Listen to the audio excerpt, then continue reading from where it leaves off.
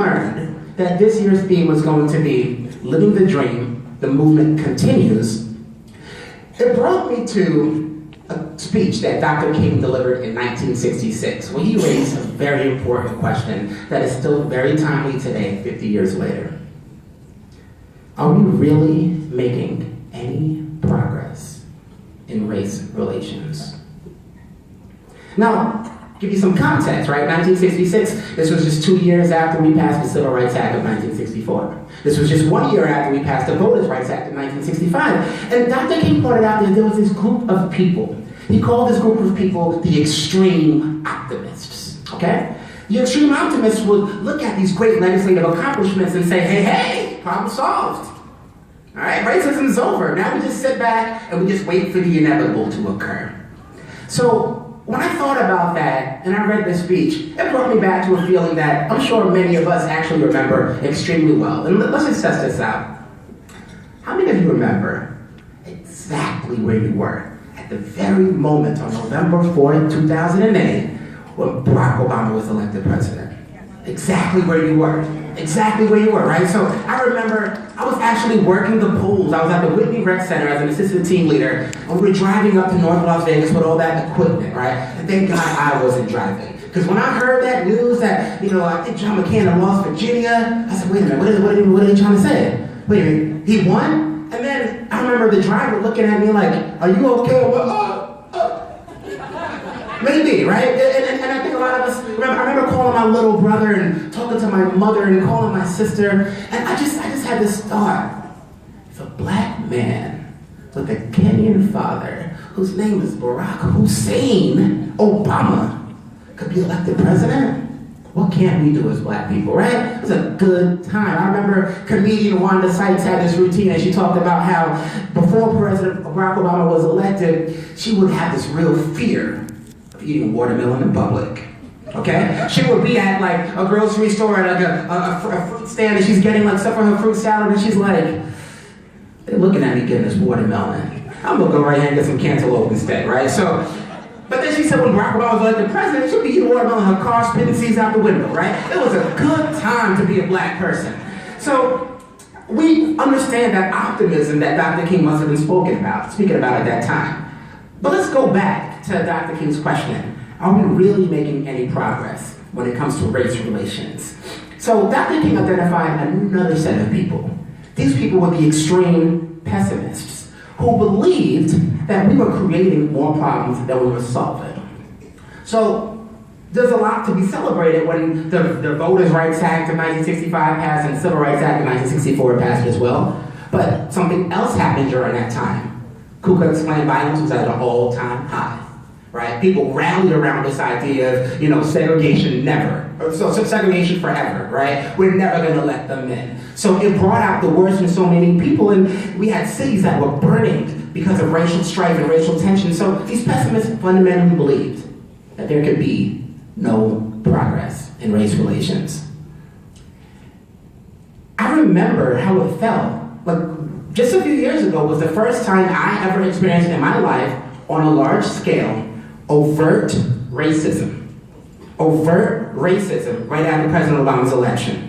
And I started noticing this troubling pattern, how it seems like in society, whenever we make a little bit of progress, there's so many challenges that come from that. Like, sure, it was great that, at least in theory, we were able to desegregate our communities and live wherever we wanted. But what did that mean for communities like Las Vegas' historic West Side?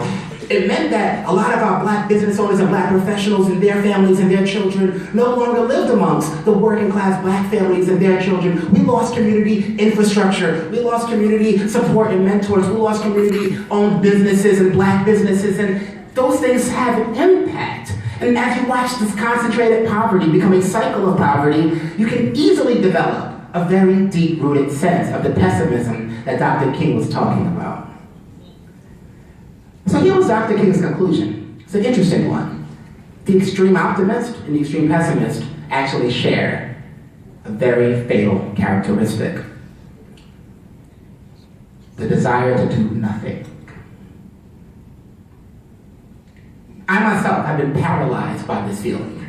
And let me go back to a time when I was actually an undergraduate student at Syracuse University, a predominantly white institution in New York.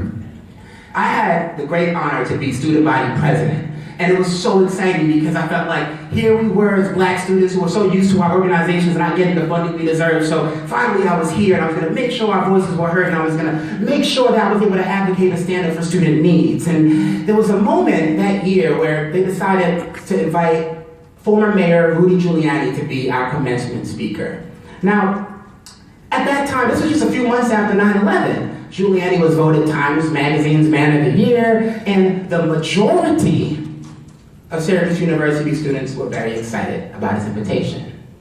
The problem was that 90% of the black and brown folks that went to Syracuse came from New York City.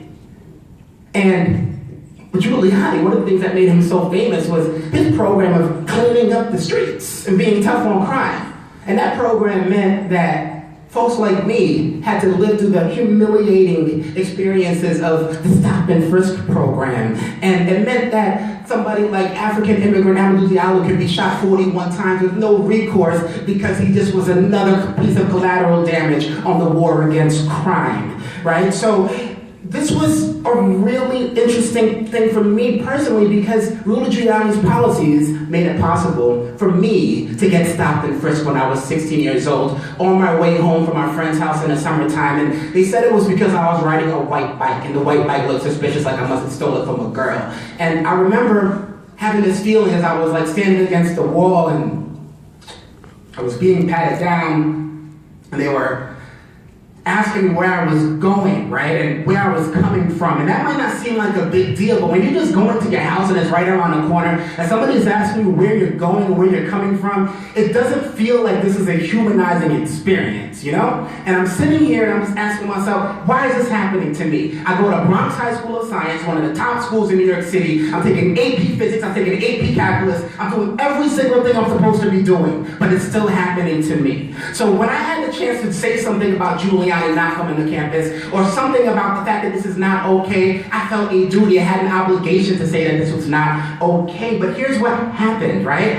When I spoke out and said, you know what, we shouldn't have this extremely divisive figure come to our school, I put a bill in front of our student assembly, and somehow this bill passed.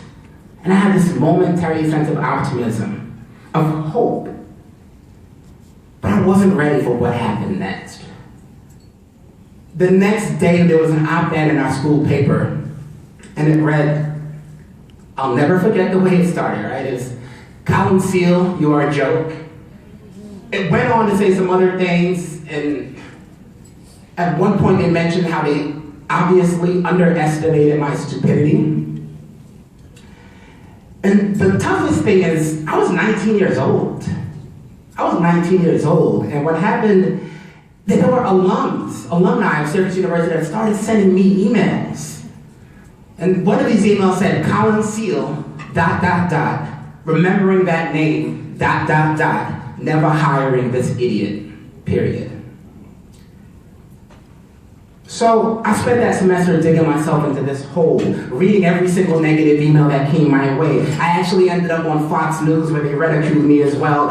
And I was reading these national op-eds talking about how stupid I was, and I was only 19. I had my lowest GPA ever that semester. I had to drop my morning classes because I couldn't actually summon up the courage sometimes to show up to that morning class. I almost lost my scholarships.